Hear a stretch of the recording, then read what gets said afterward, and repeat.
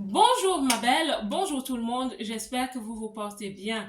Mon nom est Marcel Angèle Abomoela et je suis coach de vie certifié. Sur cette page, je me suis donné pour humble mission d'encourager, de booster et même d'accompagner la femme qui vit dans la diaspora. Celle-là même qui a pris la ferme décision de réussir sa vie loin de chez elle. Si tu es nouvelle ici, ma belle, sois la bienvenue. Aujourd'hui, nous parlons d'un sujet qui nous touche toutes. Oui, tous les êtres humains, mais surtout les femmes. Nous allons parler de générosité. Nous allons surtout parler de ce qui se passe quand on est généreux, mais qu'on n'a pas un pouvoir d'achat qui nous permet de donner au-delà de notre propre limite. Vous savez, la nature humaine, elle est divine. Je répète, la nature humaine est divine.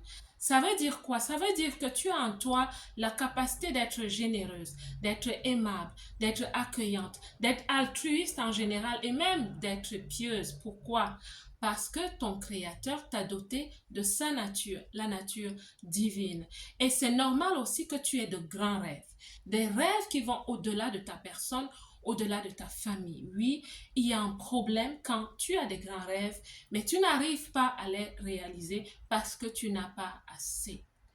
Ma belle, il y a un économiste qui a écrit quelque chose qui m'avait vraiment impressionné et je pense qu'il n'a pas tort.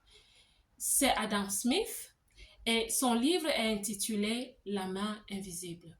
Quand tu lis ce livre, tu comprends une chose. Il est en train de nous dire qu'en tant qu'être humain, nous sommes la main invisible de Dieu sur la terre.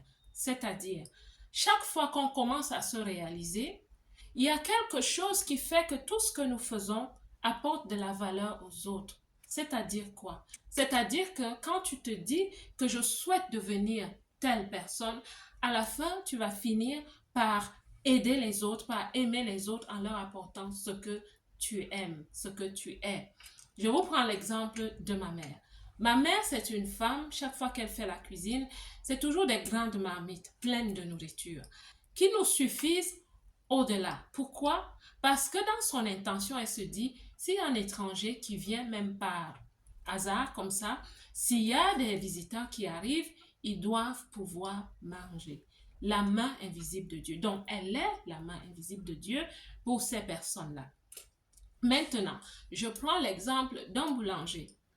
Une personne qui se décide de commencer à devenir entrepreneur comme boulanger, il le fait pour lui-même parce qu'il a un talent à réaliser. Mais pendant qu'il réalise ce talent, qu'est-ce qui se passe?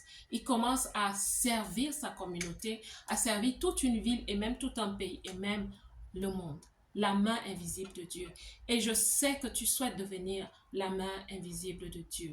Et ceux qui essaient de le faire et qui sont frustrés choisissent généralement trois voies. Et je vais t'en parler. La toute première voie, certaines personnes, ce qu'elles font, c'est que comme elles tiennent vraiment à être ces personnes qui vont aider d'autres personnes, vont s'engager à des activités qui sont peut-être loin de leurs valeurs et qui parfois ne les aident pas à dormir la nuit. Il y a la deuxième catégorie de personnes qui, elles, décident de vivre en retrait parce qu'elles n'ont pas la force ou la sagesse ou l'intelligence de capitaliser sur leurs dons, de capitaliser sur ce qu'elles ont déjà pour pouvoir continuer à servir les autres. Ces personnes vont généralement dire, oh, tant que moi j'ai ma petite famille, ma petite maison, ma petite voiture, moi ça me suffit.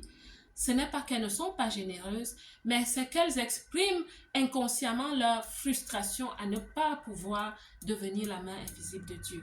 La troisième catégorie, et c'est ce que je te conseille, c'est la catégorie des personnes qui ont compris que pour continuer à servir, pour continuer à aider, pour continuer à être généreuses, ce qu'elles vont faire, c'est qu'elles vont optimiser ce qu'elles ont déjà.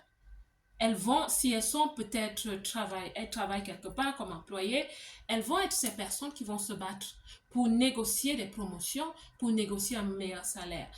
Pour d'autres encore, dans la même optique, vont commencer à chercher leur autonomie en devenant entrepreneurs.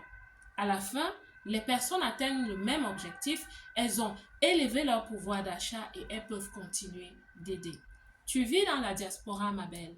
Et plusieurs personnes, plusieurs femmes dans la diaspora me disent souvent, tu sais quoi, coach, on ne nous accepte pas, on nous rejette.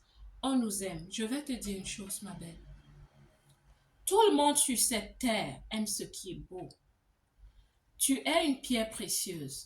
Tu es légitime. Tu as le droit de travailler dans des bonnes entreprises et même dans des super entreprises. Seulement, mais est-ce que tu es adéquate? Est-ce que tu es prête? Parce que je te le dis encore, tout le monde aime ce qui est beau.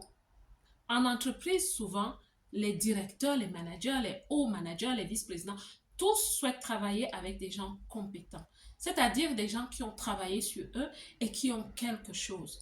Je vous assure, il y a même des directeurs en entreprise qui volent, si je peux le dire ainsi, des collaborateurs de d'autres équipes. Pourquoi? Parce que oui, ils souhaitent être bien vus. Et un manager qui est bien vu est celui qui a des personnes qui travaillent bien. Ses résultats sont bien. Donc, on a besoin de toi dans ces entreprises. Ces directeurs te cherchent. Ces collaborateurs te cherchent. Ils te cherchent. Seulement, ma belle, deviens d'abord la meilleure version de toi. Je te parle par expérience. On ne fait pas la distinction entre tu viens de quel pays, de quel continent, tu as quelle race. Non. Quand tu travailles sur toi, c'est la vérité, ma belle. Je t'assure, parfois on t'appelle pour te proposer un emploi en entreprise. Parce qu'on a lu ton CV quelque part, parce qu'un directeur dans cette entreprise a parlé de toi quelque part dans un dîner, alors que tu es chez toi, peut-être tu n'as pas d'emploi, on t'appelle. Je vous assure, c'est des choses qui arrivent. Mais tu dois élever ton niveau. Tu dois level up. Tu dois te repositionner. C'est pour ça que je te propose bientôt, peut-être aujourd'hui, je vais te faire une offre. Enfin, nous allons te faire une offre parce que je travaille avec une équipe. Nous allons te faire une offre. C'est une offre de développement personnel. C'est une offre où nous allons t'équiper pour que tu sois cette femme dans la diaspora qui peut décrocher des super boulots dans de super entreprises. Je te parle de mon expérience. Dans cette formation, dans cette conférence en fait, qui sera un mini masterclass, une mini masterclass, je vais te communiquer les astuces que j'ai utilisées.